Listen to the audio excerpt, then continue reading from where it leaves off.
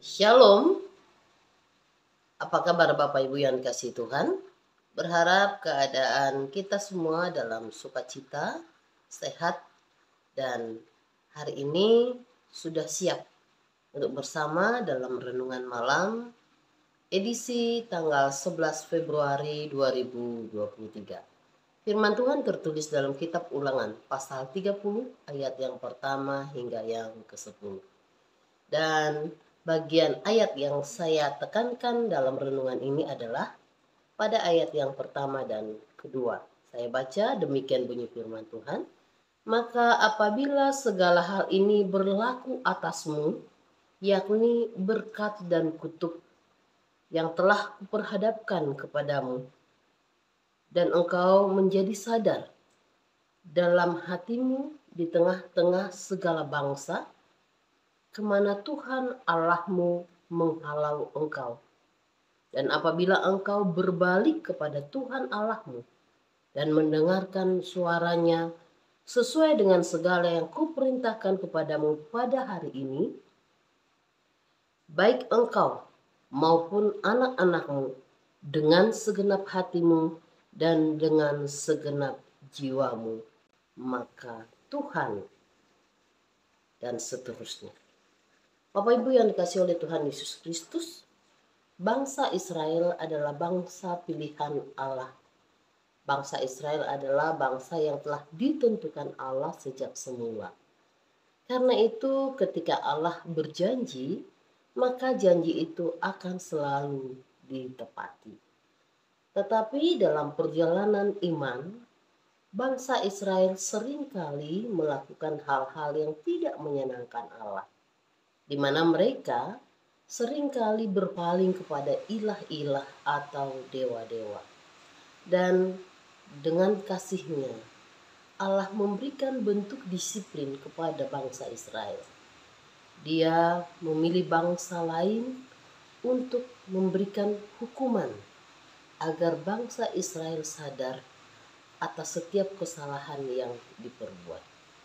Dan pada pasal ini, dalam judulnya, pulih setelah tobat, di mana bangsa Israel diharapkan oleh Allah untuk boleh pulih dari setiap keadaan yang berlaku di tengah-tengah umat itu.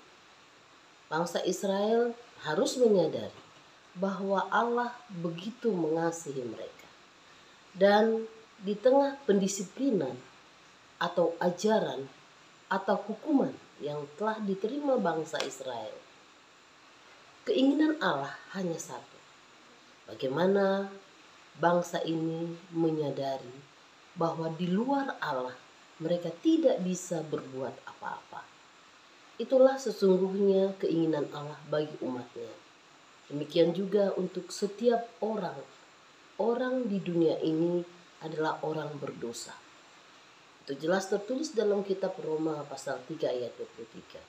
Semua orang telah berbuat dosa dan telah kehilangan Allah. Karena dosa kita terpisah dari Allah. Keinginan dosalah yang membuat kita tidak lagi bisa bersama dengan Allah. Tetapi Allah mengambil inisiatif. Dia memberikan Yesus Kristus, anaknya yang tunggal untuk kita, supaya kita yang terpisah oleh dosa kembali bersama dengan Allah. Itulah keinginan Allah untuk menyadari dan menerima kebaikan Allah, memberikan diri, memberikan hatinya di dalam kesetiaan menyembah Allah satu-satunya.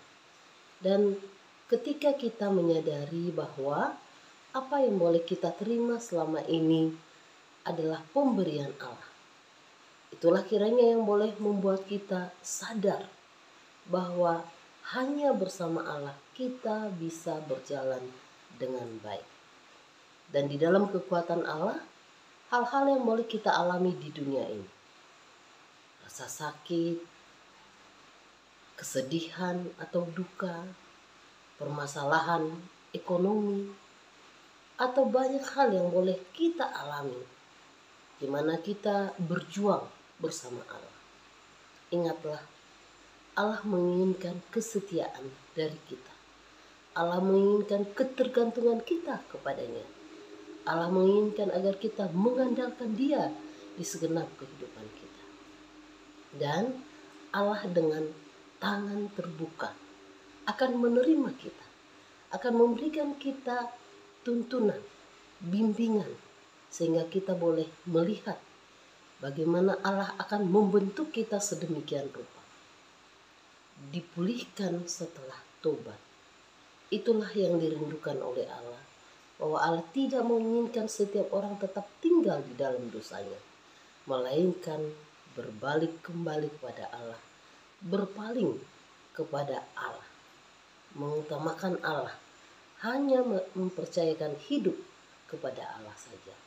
Itulah sebabnya Bapak Ibu yang dikasihi oleh Tuhan Yesus Kristus, sekali lagi Allah tidak bisa mengingkari janjinya. Meskipun kadang-kadang kita seringkali melupakan Dia. Meskipun di dalam kehidupan kita bisa salah memilih, melakukan yang tidak berkenan di hadapan Allah. Tetapi Allah setia. Dia menunggu kita untuk kembali kepadanya. Dan kita bersyukur karena kebaikan Allah berlaku di sepanjang waktu. Zaman anugerah, di mana kita diberikan kesempatan untuk kembali menyadari bahwa kasih Allah sungguh besar dan disediakan bagi setiap orang. Kiranya Allah memberikan kita kekuatan sehingga kita boleh menyadari akan setiap kesalahan kita. Kiranya Allah juga memberikan kita kesempatan untuk boleh kembali merasakan kasih dan pimpinan-Nya. Demikianlah kiranya Tuhan menolong setiap kita untuk bisa mempercayakan hidup kita dalam pimpinan-Nya.